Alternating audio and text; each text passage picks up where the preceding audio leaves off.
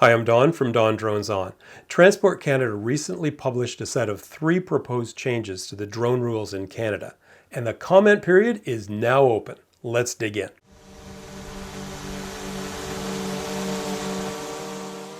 On June 8th, 2026, Transport Canada published this Notice of Proposed Amendment document, or NPA, covering 3 changes to the current RPAS regulations in Canada.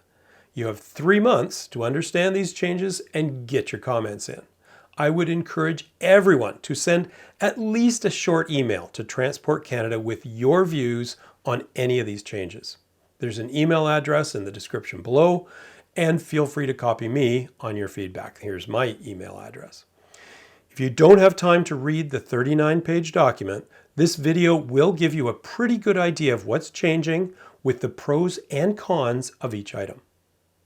So what's driving these changes?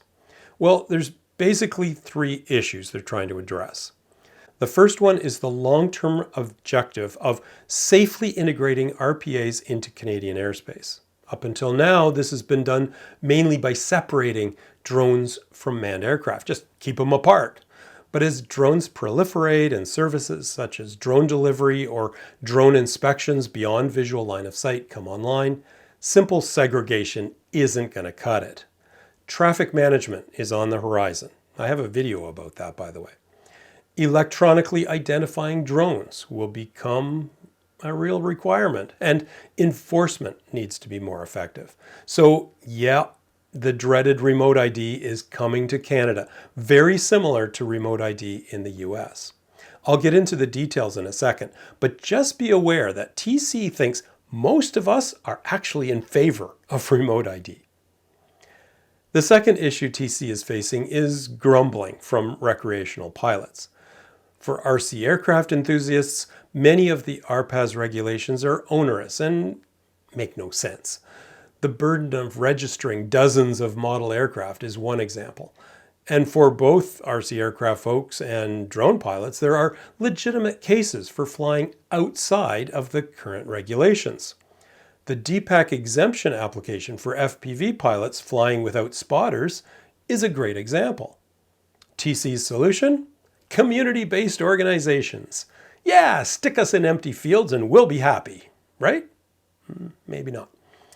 The third issue is more of a modernization problem within Transport Canada and NAV Canada. They need a more agile system for designated RPAS-specific airspace restrictions for both fixed locations like prisons and temporary no-fly zones like sports events. I mean, the number of pilots that are getting caught within the FIFA no-fly zones this week is ridiculous. For this issue, TC has come up with the term designated RPAS airspace. But what they're really saying is fully integrated digital geozones. In other words, DJI geofencing tied directly into Canada's actual airspace database. That could be interesting. Anyway, let's get into the details on each of these 3 proposals. Remote ID basically means drones over 250 grams would need to be electronically conspicuous. They would need to broadcast a data message using either built-in tech or, well, strapping a separate module on top. Transport Canada is proposing both the broadcast model, like in the US, and the so-called network approach that was shelved by the FAA. TC is following international standards for this stuff, which is good, but as such, they are proposing the classic 5 data elements: the serial number of the drone or the remote ID module, the drone's location and altitude, and then the controversial bit, the controller's location. In other words, shining a spotlight right on the drone pilot to simplify the life of the Karens and the muggers of the world. Not good. Regulators love to compare remote ID to electronic license plates for drones. What could be so bad about that? What they should be saying is that, sure, it's like a car license plate and a publicly available tracker on your key fob. I don't think the privacy folks would enjoy that. Now, to their credit, Transport Canada acknowledges there may be cases where remote ID isn't appropriate, so they allow exceptions via SFOC applications. or the new CBO mechanism. So, for example, a MAC field can request that they be exempted from needing to stick modules on each and every one of their aircraft. The timeline for this one is fairly generous, with manufacturers needing to align by 2029 and actual pilots only needing to become compliant by 2030, which is a good way off into the future. Here's some pros and cons, strictly from my own perspective. It's great that sub 250 gram drones are excluded, and it's good that TC hasn't gone a separate direction from the FAA. And they've thought of exception management. And honestly, the timeline is probably fine. But the con is a killer. Transmitting the pilot's location exposes us to assault, theft, or worse. In my opinion, the control unit location should be excluded from the broadcast data, or at least it should be encrypted for access only by law enforcement. That's exactly what DPAC told Transport Canada back in 2023 when TC first dangled this one out there for a while, and it still makes sense today.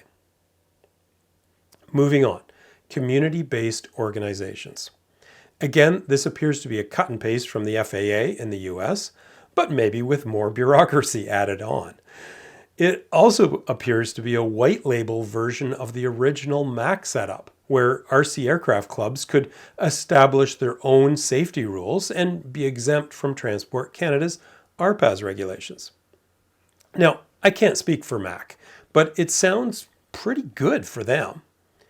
For regular drone folks, well, I'm not interested in flying in TC cages around the country, so no thanks. But what are they actually proposing? So a CBO is a non-commercial organization operating either nationally or regionally. In order to be official, the CBO must be approved by Transport Canada, which comes after submitting all sorts of organizational info, naming some poor dude to be the individual responsible for the organization, and providing documentation of oversight measures, safety reporting procedures, membership numbers, and so on. Once approved, the CBO is expected to help establish local chapters at fixed sites, and the fixed sites thing is crucial. Each site must have a person responsible for it and operational rules. Now, the cool part is that they can apply to be exempt from specific RPAS regulations. Not anything and everything, just the ones on this list. You'll notice FPV flights without a spotter is mentioned, and several allowances for what would normally require an advanced pilot certificate, but just with a basic. Oh, and also the ability to hold special fly days and even host foreign pilots without needing an SFOC. The CBO can pick and choose which of these provisions they want relief from. They do need to provide justification and safety mitigations, but then off they go. The other advantage stated is that the CBO can offer their own aircraft registration system, so pilots don't have to register their entire fleet of aircraft with TC at $10 a pop. Now, the steps to establishing CBOs and fixed sites are laid out in a fair bit of detail in the NPA document, but I've summarized it here. A couple of items are interesting. For example, there may, read that as will, be a fee for applying to become a CBO. Also, fixed sites will need to formally consult with stakeholders within a kilometer of their location. That could be fun. Again, maybe this wouldn't be a big deal for the existing MAC organization and their locations, but for other organizations who want to take advantage of this rule, it would be a lot of work. So to summarize the pros and cons, again, strictly from my own perspective, sounds great for the MAC guys, but offers nothing for quadcopter drone pilots. It would open up a roadmap for other organizations to form, I'll call them MAC-like CBOs, but they would be facing a pretty complicated and onerous job to set things up. And finally, it does in fact include an option for flying FPV without a spotter while at one of these CBO sites. I get the impression they quickly added that one in crayon after DPAC's exemption application. And it's a good idea, but it's not nearly an adequate alternative to our FPV exemption proposal. Our proposal basically says, as long as you stay close to the ground, buildings, and trees, and don't act like an idiot, you shouldn't need a spotter anywhere. Anyways, I'll give them part marks for trying. Let's move on to the third and final part of the proposal. Geo-awareness functions. In a nutshell, TC is proposing something like DJI's geofencing, but tied to Canadian data. And maybe they didn't really mean this, but it would be limited to RPAS specific restrictions, things like permanent no-fly zones around prisons and temporary ones for sporting events, for example. The way it's worded, other airspace zones that apply to both traditional aircraft and drones would not be included in the dataset. Things like control zones, Class F restricted zones, wildfire, keep out perimeters. It's kind of weird and sort of not well, I'll say not well integrated. Anyways, the data would be published by TC and you would be expected to fire up your drone, sit there and wait to load the latest restrictions, then fly. They want this to be implemented by manufacturers for all drones, including sub 250 gram drones. Now they recognize that not all RPAs have suitable control systems to display warnings and things like that. So they position it, well, almost like a punishment.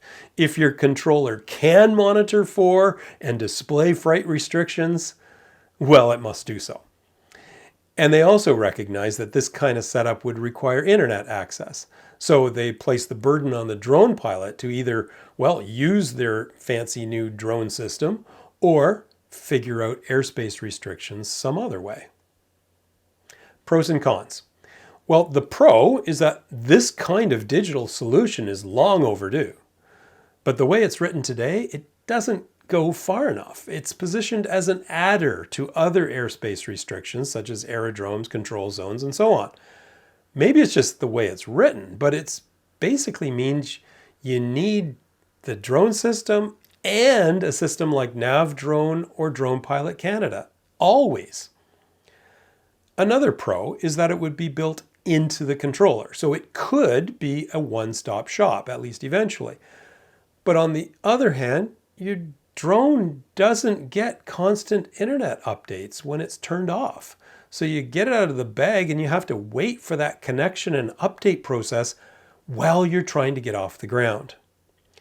Apps on your phone, on the other hand, are always up to date as long as you have internet. So a lot less messing around at that critical point in your workflow.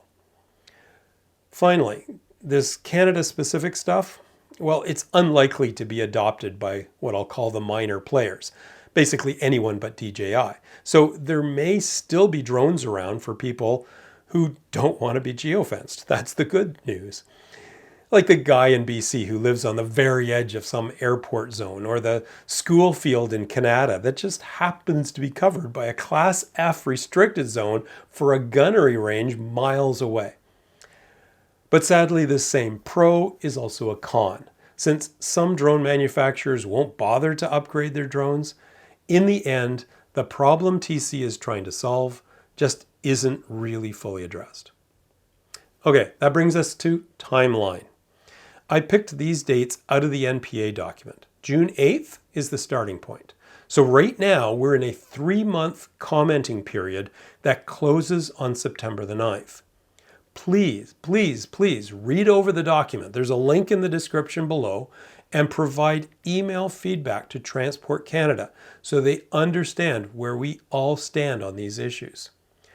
Their easy to remember email address is right here and in the description below. By the way, there's a line in the NPA that says, and I quote, "Most stakeholders at the time, back in 2020, expressed support for regulations on remote identification." And they make no mention of our position of excluding the pilot location. So let's not allow that to be forgotten. Take a moment, send them an email, copy me if you wish. Here's my email address. That's it, that's all. Safe and happy flying.